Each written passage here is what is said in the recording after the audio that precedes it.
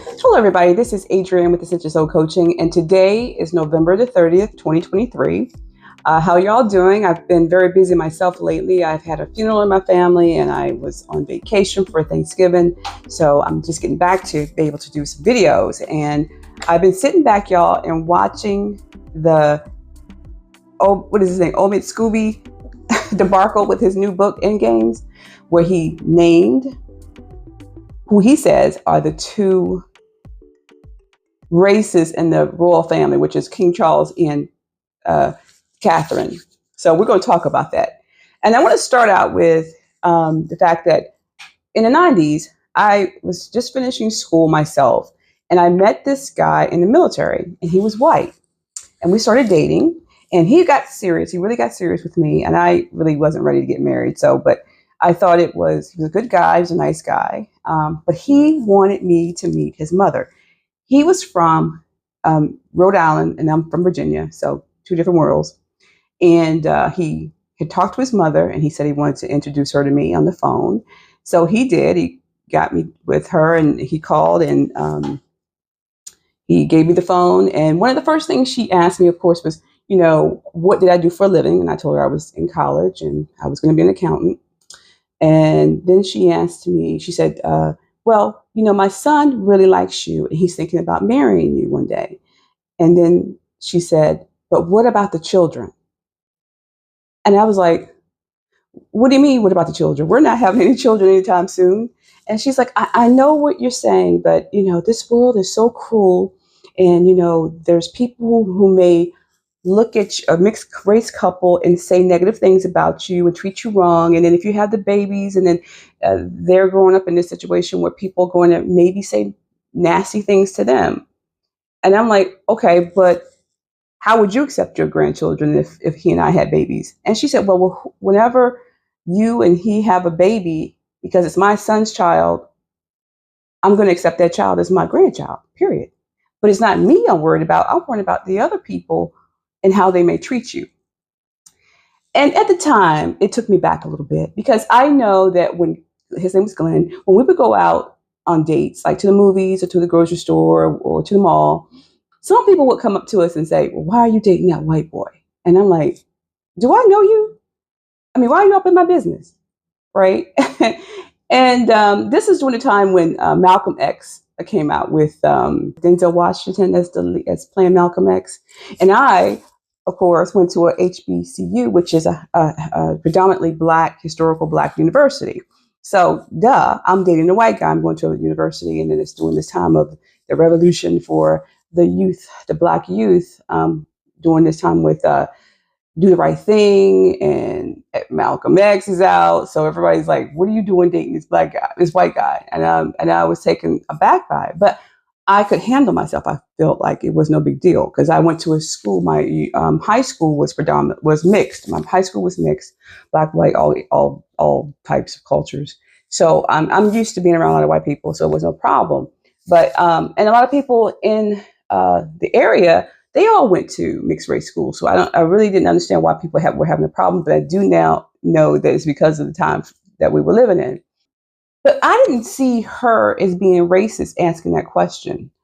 I didn't see it. I just thought that she was just concerned about her son and any children that we may have, and make sure that we had thought about how other people would treat us. And then I didn't marry Glenn, of course. My first husband, we got married. He was Puerto Rican, and he's very, very, very light skinned. When you see him, you think he's white. And I remember also going to the mall, to the movies, and people yelling at me like, I mean, seriously, especially the Black guys yelling at me saying, across the way, why are you dating that white boy? And I'm like, first of all, he's not white. He's Puerto Rican. And second of all, I don't know you. Same thing, so I had the same situation with him. But my father, who is a pastor, one of the things he did was, when my husband and I decided we wanted to get married, my father asked my husband, who was Catholic and I'm Methodist religious upbringing, how were you going to raise the kids with the two different backgrounds in religious training? And my husband was like, well, I don't really go to church as much as she does, and I'm going to let her lead the religious training, and I'll support her in any way I can. And that's how it happened. That's how it worked out. I mean, what I see is that a father or a mother who care about their children and who see them going into something that's big and different. We're young and inexperienced. Set us down and try to bring up topics that maybe they thought we hadn't thought about or we hadn't talked about and wasn't prepared to deal with. And I'm grateful my father sat me down and talked to my ex-husband about how we're going to raise our children. And he also talked about where we're going to live, and if one of us got a job in another state, were we willing to follow the other person, and who's going to manage the money. We talked about all those things because, yes, as young, I was in my early 20s. I was like 22 when I got married. So, those are things that parents should do when they see their child getting married. I mean, anybody that's never been married before, or, I think under the age of 35, I don't see a problem or a reason why a parent can't have that conversation with their child. At a certain point, yes, you have to grow up and take accountability for yourself. But I'm just thinking about this thing with Charles and Catherine. Let's take Charles first. What if he did ask Harry when he told him he was marrying a mixed race woman from America who had been married before? How are you going to deal with this? Because as we all know, Harry doesn't like the spotlight on him much. He's always said that he's had a problem growing up in the royal family in the limelight.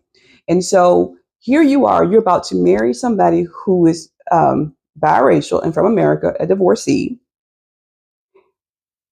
And the child could be either come out very light skinned or come out very dark skinned.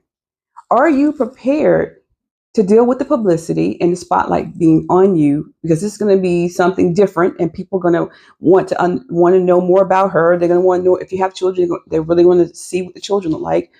Are you prepared for the immense attention that could come your way, and especially if the child is darker skinned? Not only are you and she prepared to deal with this, how are you going to raise the child to be able to withstand that scrutiny? Are you prepared to be the father to that child to be able to do this? If Charles had done that, and asking this to Cole just to bring it up because maybe Harry hadn't thought about it, just to get it. Remember, they're in the limelight. Charles is in the limelight. If Harry doesn't handle it well, it's going to fall back on him. So he, as a father, should be, and this is his first marriage, he should be asking those questions. So I don't think if that happened in that light, then I don't think it's racist. And if he asks, like, oh, I just wonder how the children are going to look, and like my kids are mixed race, Puerto Rican and Black. And when I was pregnant, wanted to know I was curious about to know what my child was going to look like. And my husband did too. And the family wanted to know. And when they were born, they called out the different aspects of him and I. That's what people do. Whether you're white and black and black, somebody's going to have the dominant gene in the family, and people are going to wonder, which one is the child going to take after? If the husband's tall and the wife's short, is it going to be a tall or short baby, right? If the hair is red and one is brunette, they're going to know which color the hair the child is going to have. So that part, I definitely don't see as racist. That's across all cultures how that happens. But if a father cared about his child enough to say, hey, okay, I'm not against what you're about to do. I just want to make sure you're prepared to deal with rude comments. You're prepared to deal with the scrutiny, the immense attention that may come your way because you already said you don't handle the spotlight well. Are you prepared to handle that? And he could have had a concern about that. So when Harry went and told Meghan, let's say this happened, and Meghan took the information and said, oh my God, he's racist. He's talking about the color of my baby. Oh my God, he's racist. It's, conscious bias. It's like, first of all, she wasn't in the meeting. He said that she was not in the meetings when he just talked to his family about the relationship and the potential of having mixed race children. But she has taken, I believe, if this happened, and manipulated it into making it about a race war when it's not. It was about maybe a father just having a conversation, the same conversation my father had with me and my ex-boyfriend's mother had with both of us about the potentiality of what would happen if we had mixed kids, are we handling it? Now, today's time, you see mixed kids everywhere. So it's not even a big deal anymore. But if you're in the public eye and it's a white royal family and you have a son who's not used to handling the spotlight very well, who has mental health issues, I should say, how are you going to do this and are you prepared? So let me know, do you think that that is a racist conversation that should have been taken out into the public and put on Oprah if that's what happened? Whether they asked about just jokingly about what the child, who's going to have ginger hair, who's going to have the dark hair, or if it was a serious conversation preparing him for the public and the media curiosity or onslaught of curiosity coming upon him, are you prepared for it? So that's my question to you. Do you think that could have happened and now it's just been blown out of proportion of a private conversation? Because in my mind, if I was Charles at this point and that did happen, I'd come out and say, yes, I had a conversation with my child because I loved him. I just want to make sure he was prepared for what could possibly happen. And maybe I had the same conversation with William about getting married and is he prepared? But William, if you notice, William and Catherine took a long time to get married. They didn't just rush into it like Harry and Meghan. That was another thing, right? That he had to be concerned about.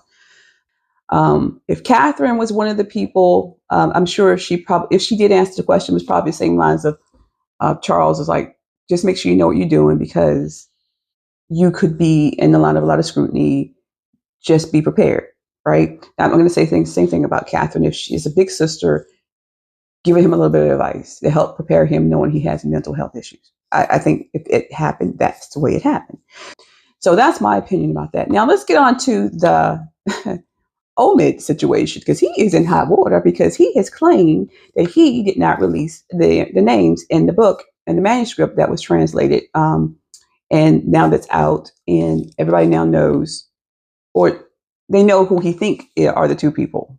So with Omid, I want to pull a card on him because he's saying I had nothing to do with it. I didn't release the names. I didn't put the names out there. I don't read Dutch. And so how could it possibly have been me? And he's trying to throw other people under the bus when you know good and darn well you put that name in that manuscript and you sent it off. And maybe there's a possibility that you knew, as people are saying now, we're learning that if you had released that in the UK with those names in there, you could have been sued for libel. And now you go to another country where you wouldn't be sued for libel and you release it. So you can get this huge publicity going regarding the book. Because one thing Omid, there was nothing new in that book. Just those two names. Just those two names. It's all a bunch of hogwash, just rehashing stuff that's happened that we all already know.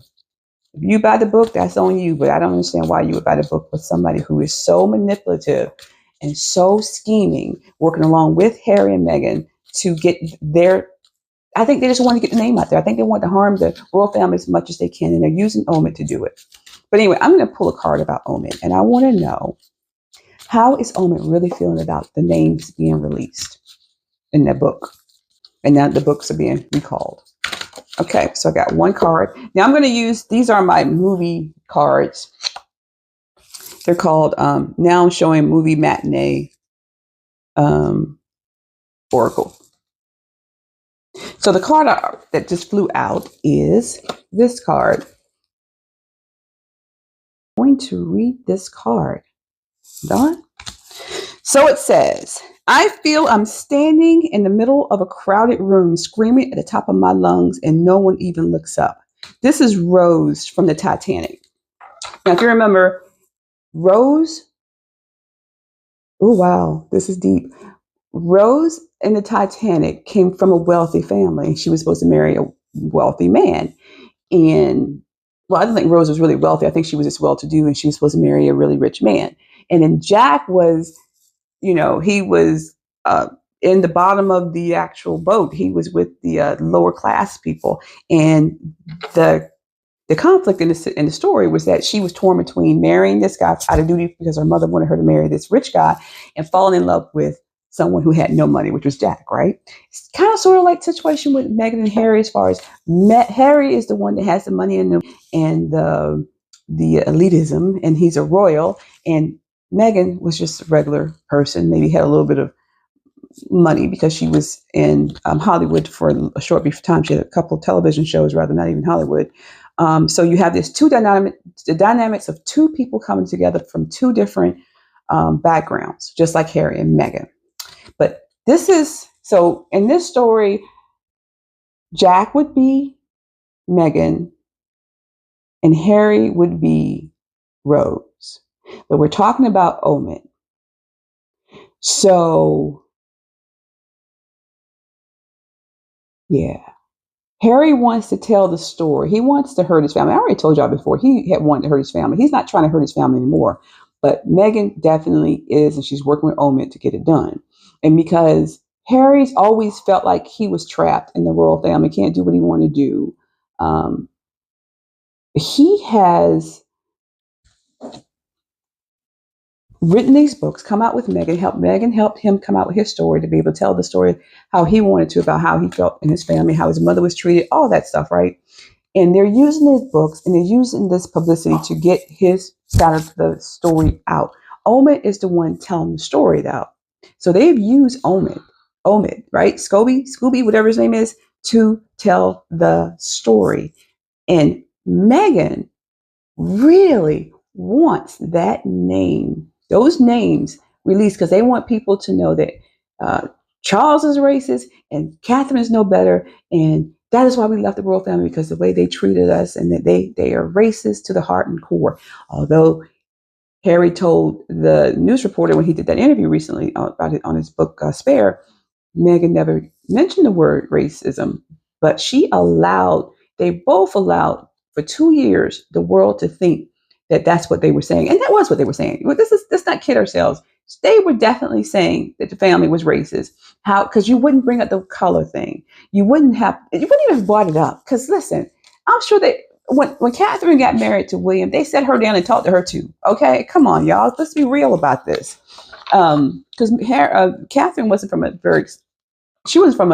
royal family. She wasn't blue blood, but I'm sure there were some things over the years she had to be told and shown, and conversations had to be made, because, when you get into the royal family, they want you to stay, especially if you're going to marry a king, and you need to make sure you love this person and be prepared for the life that you're about to enter into. But with this,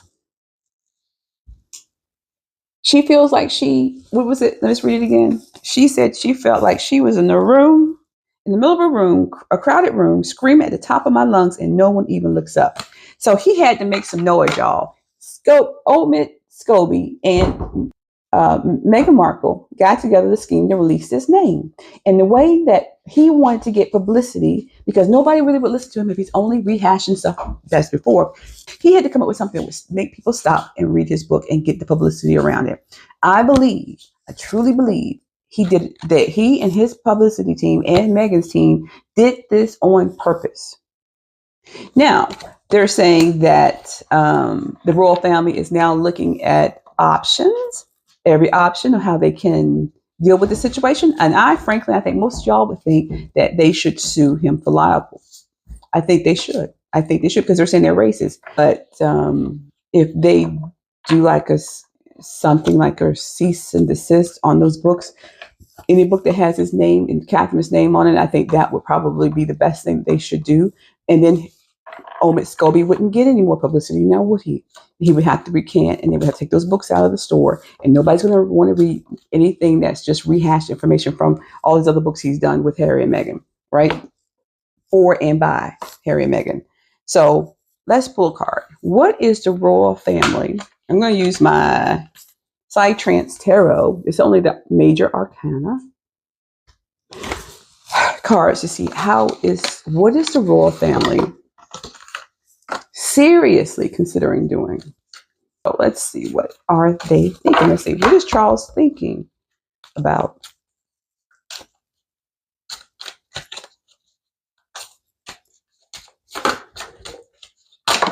Okay, so I got a card, and this is the card. You can read it. Okay, we're going to read it. It said, ooh, the Emperor. Astral projection. You have material power and protection. This is a good omen. Y'all, it says the Emperor. The emperor is in charge. He's the father. Can't get any better than this. He is the father.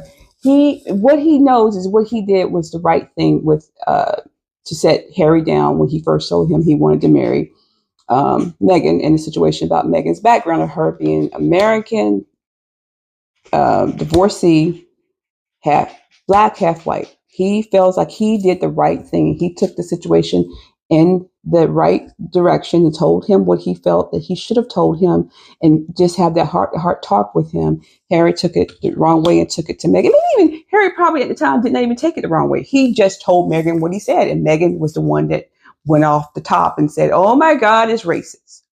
And that's how it all started. And if you notice in the conversation with Oprah, an interview with Oprah, Harry didn't bring that up. Meghan brought it up. Harry came in and says he would never say who told him because he saw how it was going. Like, oh, this is going to be really bad. And he can't go against his wife. So, he said what he said, but I don't think he ever would have brought that conversation up on his own. I think Meghan was the one that promoted it. Of course, Oprah had to just keep banging on it. And that's what happened. So what I believe that the royal family is like, Charles is like, I'm going to handle this. What I did was right, was the right thing. There's no shame in what I did in talking to my son about him getting married to Meghan and situation. And so if they do decide to go to court and sue for libel, which he probably won't, they're more than likely going to ask them, tell them to take the books down with his name and Catherine's name in it, to remove their names. But if he's forced to eventually talk about it, he's going to tell y'all what he did. He has no problems with Harry marrying Meghan as far as her being black or being white. I see it meant, look, if he did, he would never walk the girl down the aisle. I wouldn't have walked. Look, if I was against my son getting married to someone, I may attend the wedding, but I'm not going to be up there walking them down the aisle. That's giving my total consent. I'm going to sit like the Queen did, just sitting on the sideline and just look. Because I'm here because I'm here for my son, but I don't like what's going on. He didn't do that. Charles walked the girl down the aisles. If y'all don't understand that, go back and watch the video. Okay? He didn't have to do that. Because remember, Meghan wanted to walk down the aisle by herself. She didn't want her father there. She didn't want to be embarrassed by her father. Meghan is a manipulator. And she got Charles to walk her down the aisle, and he said yes. And they've done nothing but welcome them into the family. And with this thing about them telling the news people, and they have their people feeding stories to the media about Harry and Meghan, I doubt it. I doubt it because it's so sensitive. I don't think they would have done it. And they've kept quiet on a whole lot of things. But when Meghan started coming out against the royal family, they had to speak up on a couple of things. So Meghan set this all up. Meghan's been a drama queen the whole entire time. I'm going to kill myself. And I'm not joking about people who say they're going to kill themselves. I'm just saying she used it as a way to get away from the royal family. She got her man, she had her babies, and she was ready to bolt because she didn't want to be a part of that family. She wanted something bigger than that. She knew that family, being in the royal family, was not the end all be all, but it was a way to move herself up the ladder.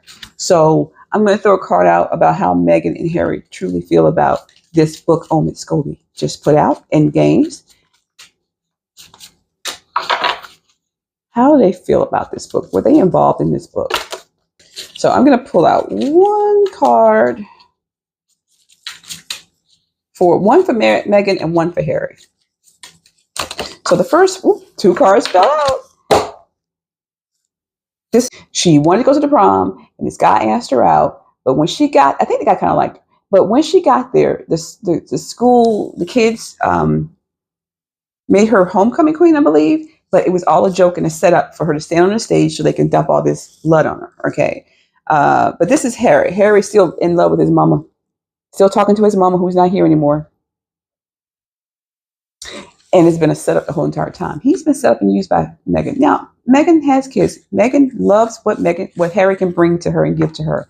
But she's been using him the whole entire time. I mean, I'm not saying she don't like him. I'm not saying she don't. Maybe she's a little bit in love with him. But the end game for her is to get as much power and prestige and money as she can possibly get. So, but Harry, he's still in love with his mama. He's still talking to his mama, who's no longer here. And he doesn't want to talk about this thing anymore with his father. He's over. He's got the book. He's done with the book. This was not his doing about putting the names in the book. Now, with Meghan, again, the same card came out from earlier, y'all. Look, from Titanic. And she's saying, people think I'm such a bad person, and I'm going to let them know who's the real bad people. The one who told Harry that.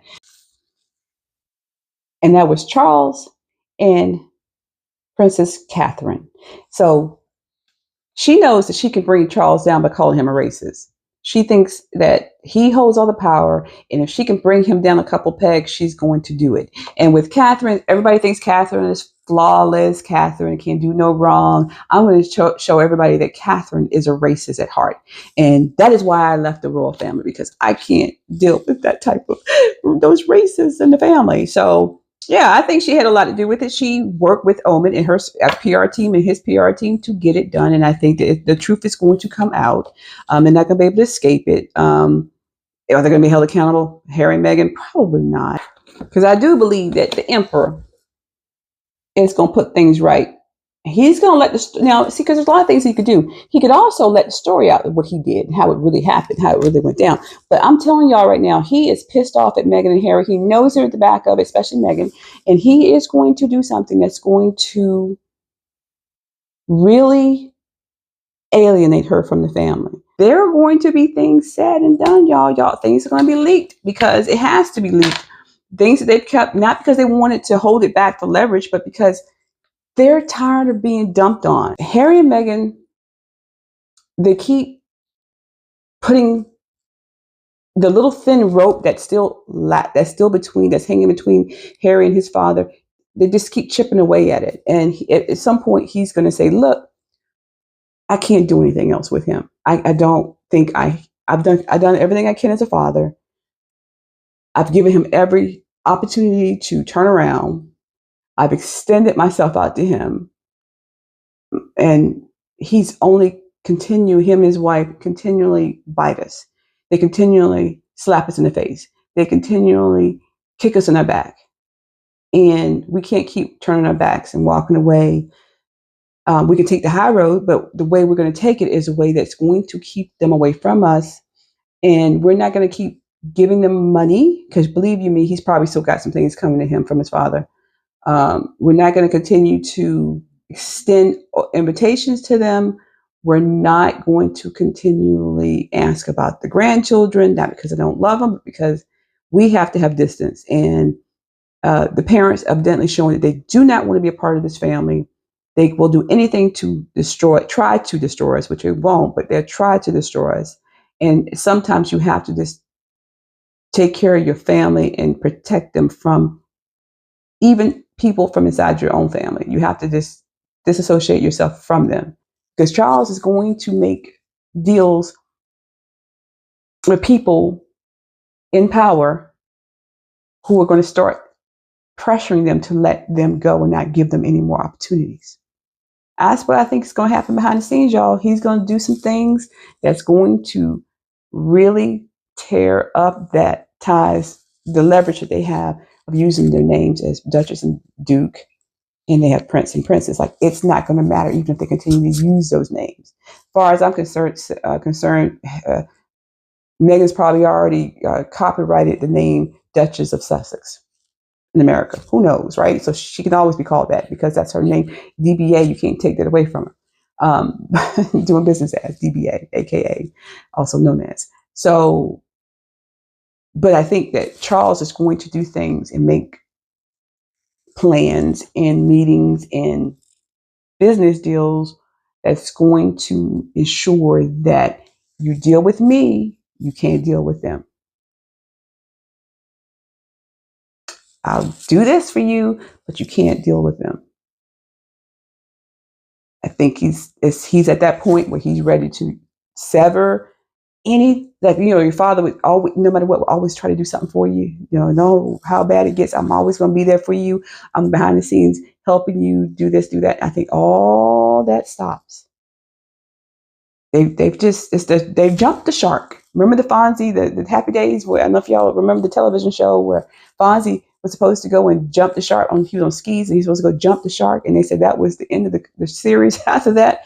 And every series that did certain things at the very end that caused the show to be canceled, they called it Jumping the Shark. And I think this was jumping the shark for Omid and Meghan. But this book, people are reading and they're like, we see you all for who you are, And now we know you're just manipulators.